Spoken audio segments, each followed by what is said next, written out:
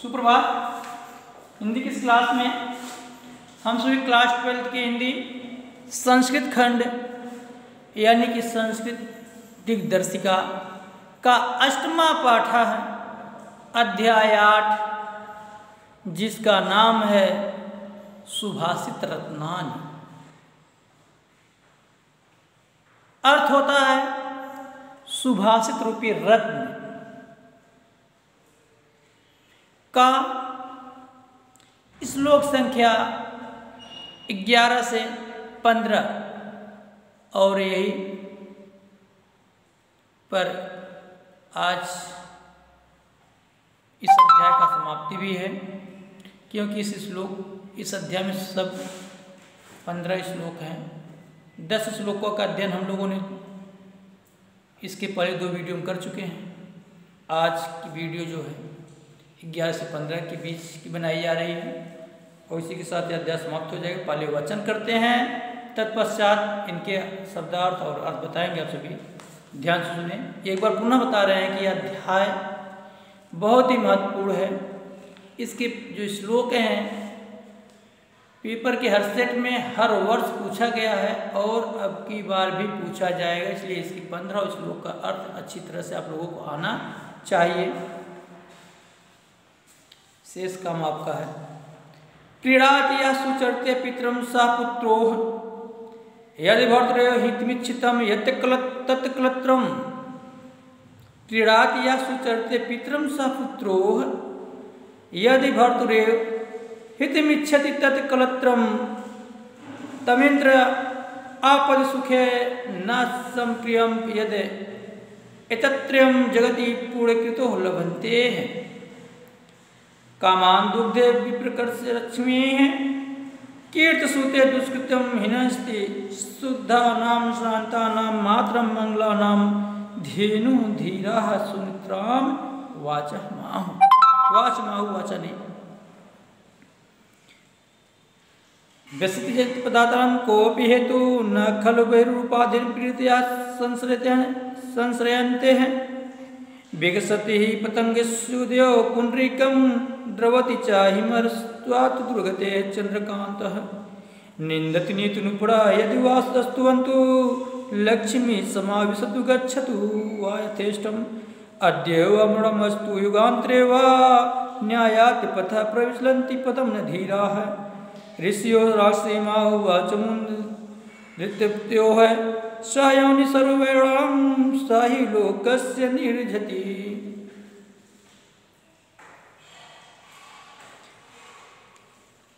अर्थ श्लोक संख्या 11 का। क्रीड़ात या सुचरते। क्रीड़ात माने प्रसन्न करना, या माने जो सुचरिते अपने उत्तम चरित्र के द्वारा या अपने अच्छे चरित्र से पितरम पिता को सह पुत्रो वही पुत्र है या वह पुत्र यदि जो भर्तृयो मीन्स होता है पति, हितमिच्छति हित चाहने वाली, तत्कलत्रम वह स्त्री, तमित्रामदपि सुखे न संक्रियम यदे और ऐसा मित्र जो सुख और दुख में समान रूप से कार्य आए, ऐसे लोगों को इन तीनों को बहुत पुण्यशाली आत्मा ही प्राप्त करती है।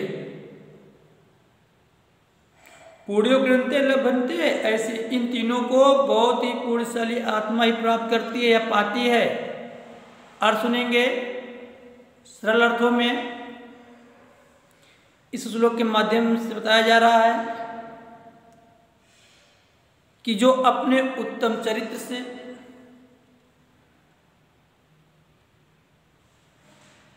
पिता को खुश करे, ऐसा पुत्र, ऐसी पत्नी जो अपने पति का हित चाहती हो, ऐसा मित्र जो सुख और दुख में समान रूप से कार्य करता हो, यह सुख और दुख में काम आए, इन तीनों को इस संसार में बहुत ही पुण्यशाली आत्मा ही प्राप्त करती है।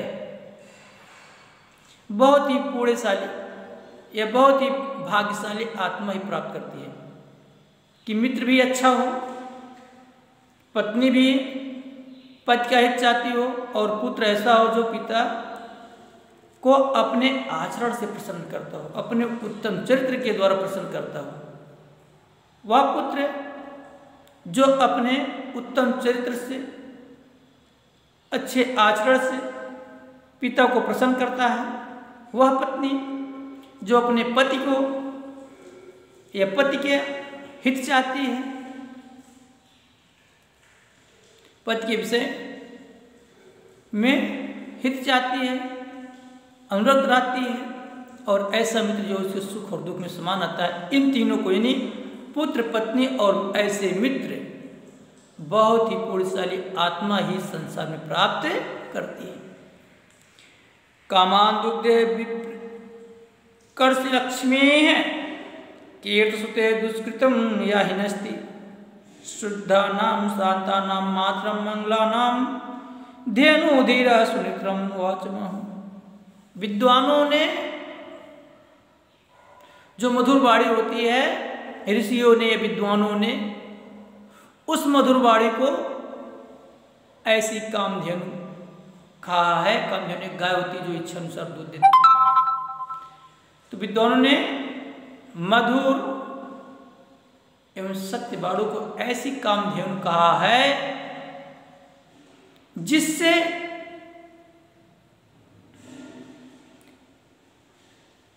मनुष्य की दरिद्रता दूर हो जाती है, संसार में यश को प्राप्त करता है, लोगों के कष्ट को हर लेता है। विद्वानों ने मधुर एवं सत्य वाणी को ऐसी कामधेनु बताया है जिसके द्वारा मनुष्य की दरिद्रता यानी गरीबी दूर हो जाती है, संसार में वह कीर्ति को प्राप्त करता है तथा अपने उस मधुर वाणी के द्वारा लोगों को आनंदित करता है, अर्थात उनके कष्टों को हर लेता है।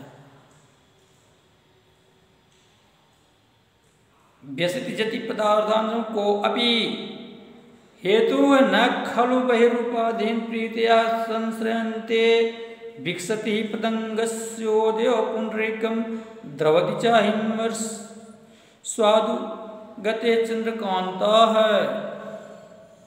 इस श्लोक में बताया जा रहा है कि आपसे लगाव का कोई न कोई आंतरिक कारण होता है, चाहे वो दो व्यक्ति हों, चाहे वो दो वस्तु हों। दो या दो से अधिक व्यक्तियों वस्तुओं में जो लगाव होता है, उनके लगाव का कोई न कोई आंतरिक कारण होता है। इस श्लोक में ही बताया जा रहा है। कहते क्योंकि लगाव का, प्रेम का कोई आंतरिक कारण अवश्य होता है। दो वस्तुओं, फिर सुनेंगे अर्थ, दो वस्तुओं या व्यक्तियों के बीच पारस्परिक स्नेह या प्रेम का आंतरिक न कोई कारण होता है। दो व्यक्ति वस्तुओं के बीच पारस्परिक प्रेम का कोई न कोई आंतरिक कारण होता है, क्योंकि सूर्य के निकलने पर ही कमल खिलता है। आगे बता रहे हैं, एक वस्तु सूर्य, दूसरा कमल। सूर्य के निकलने पर ही कमल खिलता है और चंद्रमा के उदय होने पर चंद्रकांति नामक जो मणि होती है तभी पिघलती है। अगर इनका वास्तविक कोई आंतरिक कारण न होता तो चंद्रमा के निकलने पर कमल खिल जाता और सूर्य के निकलने पर चंद्रकांति मणि पिघल जाती, लेकिन ऐसा होता नहीं है। इसलिए उन्होंने कहा, विद्वानों ने कहा कि परस्पर स्नेह का, एक दूसरे से स्नेह का कोई न कोई आंतरिक कारण होता है। क्योंकि सूर्य के निकलने पर ही, सूर्य का उदय होने पर ही कमल विकसित होता है, अर्थात खिलता है। और ठीक उसी प्रकार चंद्रमा का उदय होने पर चंद्रकांति मणि पिघलती है। अगर इनका आंतरिक कारण न होता, इनका आंतरिक परस्पर एक दूसरे से प्रेम न होता, तो सूर्य के निकलने पर चंद्रकांति मणि पिघल जाती और चंद्रमा के निकलने पर कमल खिल जाता। लेकिन ऐसा होता नहीं है। रीजन क्या है? क्योंकि उनका कोई न कोई आंतरिक, आपस में आपसी कोई न कोई आंतरिक कारण है। आगे चलते हैं। निंदत निपुणा यदि वा अस्तवन्तु लक्ष्मी वा समावसति गच्छति वा यथेष्टम अद्यैव ब्रह्मस्तु युगान्ते वा न्यायायत पथः प्रविचलन्ति पदम न धीराः। निंदतु, निंदा, नीति निपुणा, नीति में निपुण, यदि वह अस्तवन्तु, चाहे वह आज मरे या कई युगों के बाद। लक्ष्मी समाविशत, लक्ष्मी अपने इच्छा अनुसार आए, गच्छत हुआ यथेष्टम, और चाहे अपने इच्छा अनुसार चली जाए। अद्य व ब्रह्मस्तु, चाहे वह आज मरे, अद्य मने आज ही मर जाए, युगांतरे व अथवा कई युगों के बाद। न्याया, न्याय से, पथ माने रास्ता, न्याय के पथ से प्रविचलन्ति, एक कदम भी विचलित पदम न धीरे, वह अपने न्याय के पथ एवं धैर्य से एक कदम भी विचलित नहीं होता है। और सुनेंगे सरल अर्थ में। इस श्लोक में बताया जाता है कि जो नीति में निपुण होते हैं उसकी लोग चाहे निंदा करें या अस्तवन्तु प्रशंसा करें। नीति में निपुण लोगों की चाहे निंदा लोग करें अथवा उसकी प्रशंसा करें। जो नीति में निपुण है, उस नीति में निपुण व्यक्ति की लोग चाहे निंदा करें या प्रशंसा करें, उसका उस पर कोई प्रभाव पड़ने वाला नहीं है। बहुत ही महत्वपूर्ण है इसको। लक्ष्मी समाविशत, लक्ष्मी अपनी इच्छा अनुसार, गच्छतु जाए या यथेष्टम अथवा आए। लक्ष्मी अपनी इच्छा अनुसार उसके यहाँ आए अथवा जाए। किसके यहाँ? जो नीति में निपुण है, जिसकी लोग चाहे निंदा करें या प्रशंसा करें, उसका उस पर कोई प्रभाव पड़ने वाला नहीं। यहाँ तक कि लक्ष्मी उसके यहाँ आए, अपनी इच्छा अनुसार आए अथवा चली जाए। अद्यैव ब्रह्मस्तु, चाहे वह आज ही मरे, युगांतरे व अथवा कई युगों के बाद मरे, किंतु जो न्यायी व्यक्ति होता है, जो नीति में निपुण होता है, वह अपने न्याय के पथ से एक कदम भी डगमगाता नहीं है, एक कदम भी विचलित नहीं होता है। नीति में निपुण व्यक्ति कि लोग चाहे निंदा करें या प्रशंसा करें, इसका उस पर कोई प्रभाव पड़ने वाला नहीं है। चाहे वह आज मरे या कई युगों के बाद मरे, चाहे लक्ष्मी उसके यहाँ अपनी इच्छा अनुसार आए अथवा चली जाए, किंतु अपने न्याय के पथ से एक कदम भी विचलित नहीं होता है, अर्थात एक कदम भी पीछे नहीं होता। ऋषियो राक्षी माह वाचम उन्मत दृप्त्यो है, शायन सर्वैराणाम साहि लोकस निर्ऋति, निर्जत नहीं है बल्कि वो निर्ऋति है। निर्ऋत माने होता विपत्ति, योनि माने उत्पन्न करना, पैदा करना, सर्वैराणाम सभी प्रकार की दुश्मनी को, वैर को, लोकस्य माने संसार का, राक्षसी माह राक्षसी बाड़ी। कैसी राक्षसी बाड़ी है, कौन सी? ऋषियों ने क्या कहा है उसके बारे में बताया गया इस श्लोक में। ऋषियों ने उन्मत्त एवं अहंकार से युक्त बाड़ी को राक्षसी बाड़ी कहा है। ऋषियों ने उन्मत्त एवं अहंकार से युक्त बाड़ी को राक्षसी बाड़ी कहा है,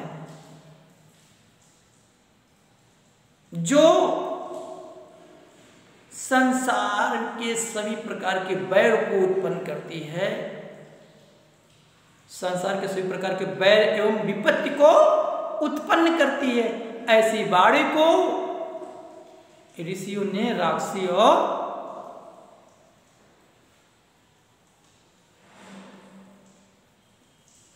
बाड़ी कहा।